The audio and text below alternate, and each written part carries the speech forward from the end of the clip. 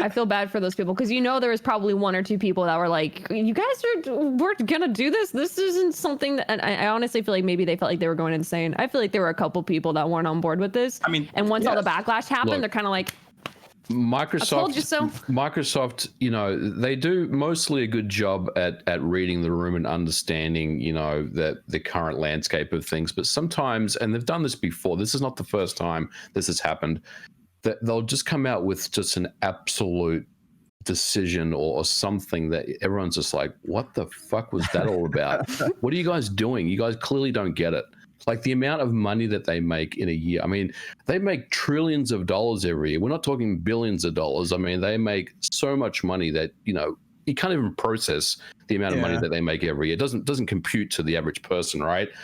So sometimes they just make these decisions that are just really astounding to me. And this was one of them. And unfortunately, it fell through the cracks for them. But the good part is, people complained about this, and people's voices were heard. Right, this wasn't a, we'll look at it in 6 months or whatever. This was a shit. We got to revert this back right now and give them a little extra. So they made the right choice, and a lot of people, people's voices were heard on this one. I think it was a good lesson for them in the end. Now, on the flip side, isn't it amazing the amount of backlash this saw in the immediate, and yet everyone was silent when Take-Two and Sony came out and said, we're charging $70 a game, and you're not seeing any benefits or extras from it?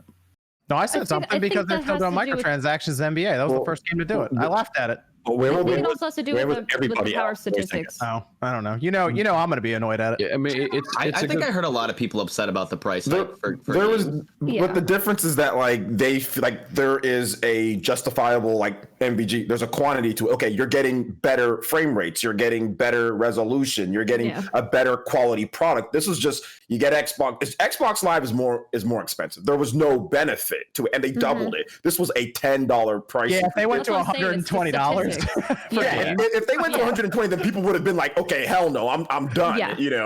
But they doubled the price here because that price doesn't go into the developers' pockets, right? So it just goes to the publisher. So I mean, they're getting richer. The publishers are getting richer. The developers aren't getting paid anymore. So no, I'm not on board with that. I mean, I don't think any of us are going to disagree with you on that. I think we've talked about this last year sometime where we'd said I feel like it'd be more justified if the developers and the teams were getting that money increase as well.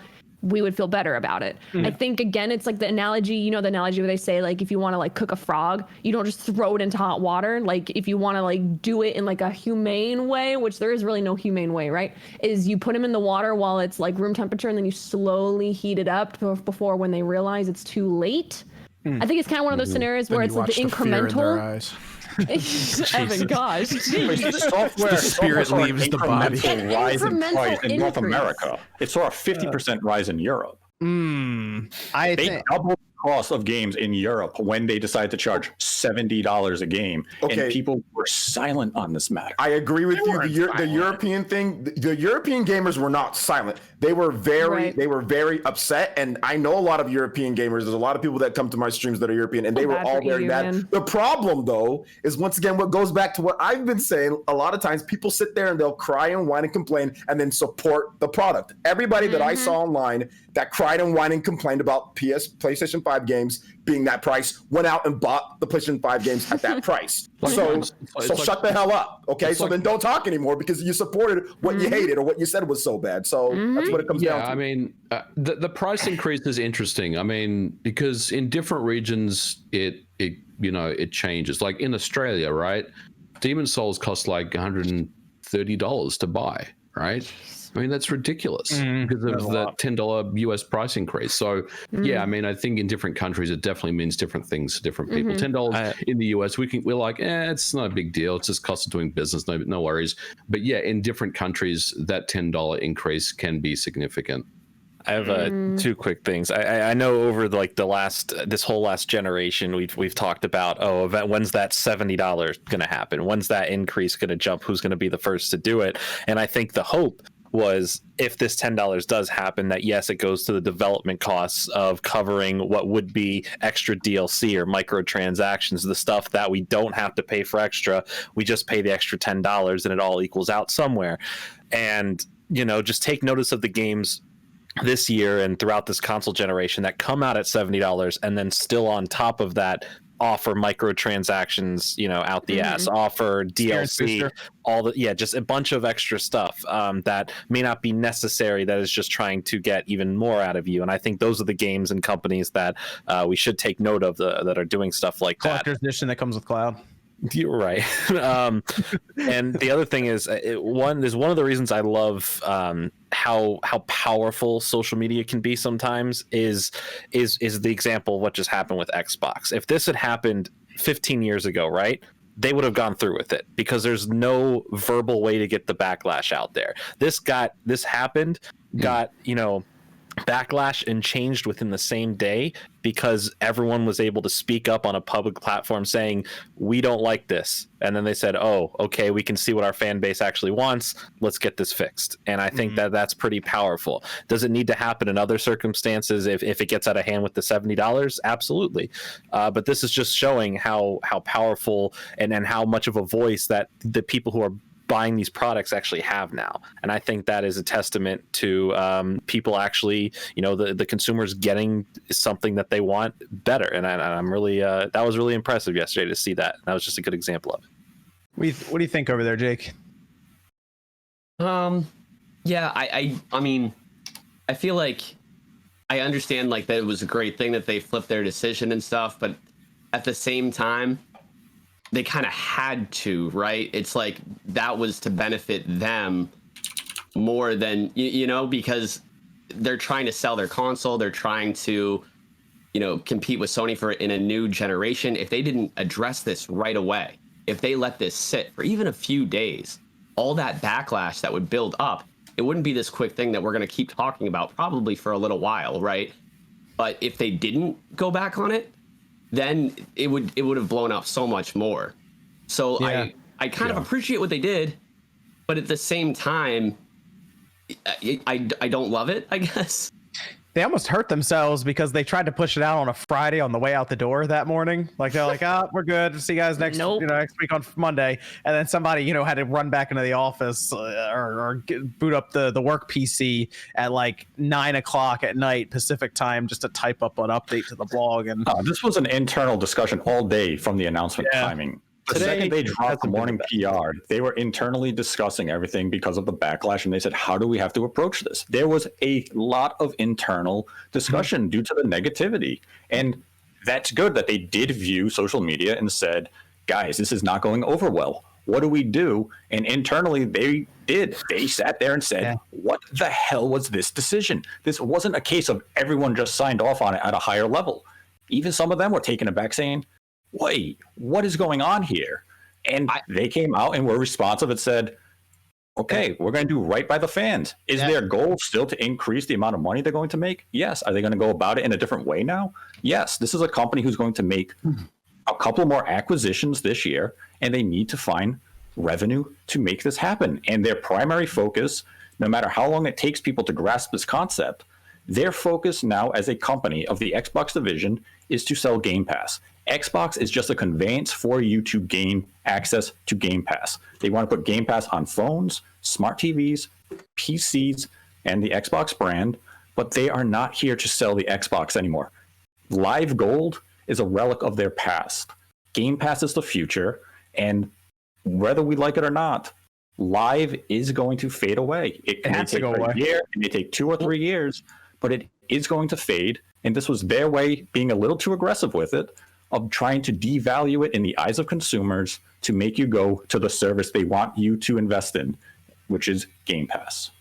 One other thing that I noticed, and this is conjecture, I'd be interested to see what you guys think about this, but John, you mentioned that they tried to slide it in right before the weekend, and obviously what I noticed was they hadn't really had any Xboxes for sale in January, but then Thursday and Friday, everyone was dropping consoles, right? And when that happens, what happens to Twitter?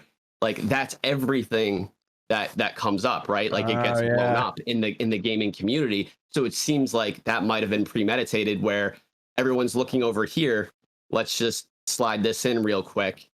Yep. It sounded like they didn't want to quite put the focus on it. They were just like, all right, we'll put it out on Friday, and then on Monday it'll all blow over. It'll be all right. And it was. I think the backlash was they were expecting some, right? They couldn't have been like, we're gonna raise prices and everyone's gonna be excited. They were gonna expect at least something to happen. I mean, it was unanimous, and I mean, I think it's clear that they don't know what to do with Xbox Live Gold anymore. Like they don't know what to do with it. Whether they should just make it free. Because, we've heard stories about that, right? Or whether they should check up the price and then try to migrate everyone off. I mean, why not just be honest and say, look, Xbox Live Gold, its days are numbered. You guys need to start moving to Game Pass and offer incentives to go to Game Pass, which they currently do, right? They give you $1 a month for the first 3 months. Just keep offering things like that. Is that still a thing? I think so. I think it's pretty easy to get on Game Pass Ultimate. But you don't think that would be met with resistance as well if they came out in May and said, we're getting rid of Xbox Live Gold, you have free to play games, no longer require the live paywall, you can play Fortnite for free, but if you want to play our games, be it Gears of War 5 or whatever, you have to have Game Pass Ultimate. It would be it would be met with resistance, but if you gave 1 year of lead time, like when the eShop goes away or the Wii Shop goes away, people are pissed. Like I hate when the Wii Shop goes away because I can't play the freaking Gradius Rebirth games anymore, right? I hate that stuff. But I mean, if you give people enough lead time, they're expecting it, right? Like there's always going to be resistance and people that are pissed off. But I think if you do it that way, it's tiers through Game Pass though. Like what if you had tiers that did include the first party games and tiers that didn't? Stuff like that to make it cheaper that way. Just ways to get people over. But really, I mean, they just got to be a bit more patient because eventually they're going to put out games that are high quality from their studios. It's just going to take some time. And when they drop these games on Game Pass, like let's say Perfect Dark comes out and people realize they don't have to spend $60, they'll probably subscribe to Game Pass to play it. And then they'll have the Netflix effect where they just forget that they have a subscription to Game Pass and it'll just stay on their card. So really, Microsoft just needs to get these studios in gear and get the production going on these games. And that's how they're going to get people over to Game Pass, not doubling live. What they should be doing is going the opposite direction. I was hoping they would put pressure on the other company and just get rid of gold, just free online. That's it. And then now you have Sony and Nintendo like, oh, well, we're the ones charging for online right now. What happened? That's what I was hoping. Instead, they almost had Sony raise. I bet you Sony looked at that and said, well, $80 for PlayStation Plus is $40 cheaper. Let's raise it $20 and find $800 million this year by doing nothing. That was my concern, is prices were going to start going up across the board just because Microsoft did it. I mean, midway through the PS3's life cycle, they had free. It was free, and then they said, wait, why is Xbox getting all this money? Let's do it too. And then they said, hey, you have to start paying for this. And then they came up with their own service. So it was optional for PS Plus. You could still play online for free, but they just added the optional. That's PS right. Plus. You're right on. Then they went to PS4, and then because when they got to the PS4, they said, "All right, now we're 100% doing this." Yeah, and it's weird. I don't even know. Let's say Xbox stopped it tomorrow, right? They said, "All right, no gold. It's free to play online." Which, when you really think about it, I'm already paying for the game that has these. I should be able to just play it, but whatever. I get it, server costs and all that. It would be interesting to see what Sony does. Does Sony say, "Nah, you pay for it still," or do they say, "All right, we got to have some good business, hype here. Let's get rid of it." I honestly think they wouldn't. I think Sony would not get rid of it if Xbox does. I mean, in honesty, if you could say I'm wrong if you feel so, but I feel like if they're so wanting to have that money, right, from people who forget about the subscription, instead of causing such a spectacle where they double it, you could have still incrementally increased it and people would have dropped out from that and switched over anyway. I feel like that would have had the same effect, probably not attract as much negative attention. Like people probably would have been, belly aching and stuff like that if it was like a $10, $15 increase. But doubling it, I think it's kind of like bargaining gone wrong, where you create a counter offer that's too low or too high, and it just people like back out of it. I don't know. It is good that they obviously backtracked, but again, like I just think that they approached it the wrong way. If they're trying to push people over, I think it's $60 more a year. Yeah, if it was like it just didn't need to be double. Like if you wanted people to give up hope and be like, this is only going to get more expensive, I might as well just switch over for 15, which that's going to increase too. That's only a matter of time, obviously, but like there's just other ways you could have approached about it. So it's just messy in total. It was quite interesting. I don't know. We'll see. I mean, we're in a world now where Nintendo charges for online even. So I don't know who would actually stop charging first. I don't know. Mm-hmm. I feel like it'd be Microsoft, but Microsoft would probably be the first, especially if they went a model that had gold just transitioned into a Game Pass subscription for you. If you had 3 years of gold, you're going to get Game Pass for that 3 years and even one-to-one exchange. And I think they would continue to have that. Sony is making billions off PlayStation Plus. They're not going to just say one day, hey, let's give up that $10 billion revenue because Microsoft is no longer charging for online. We expect Nintendo to even raise their price eventually. They'll probably go up to $30 a year. When they have something to offer. If they add Nintendo 64. Yeah. We'll announce it alongside Mario Party Online. It'll be great. Oh, gosh. I mean, if they added more games with more online capability, or if they had a Splatoon 3, I'd pay it, sure. But again, it's going to come down to objective what you find important paying that increase for. So I think I think so. The prices will go up. That's why I was hoping Microsoft would go in the opposite direction. But I guess it's all back to normal now. Basically, if you just cut Friday out, nothing happened for the prices. So I don't know. A lot of wasted money and time for Microsoft, I guess, for printing up all the marketing and apparently spending months and months coming up with this plan that didn't work out. That was ruined in about 12 hours.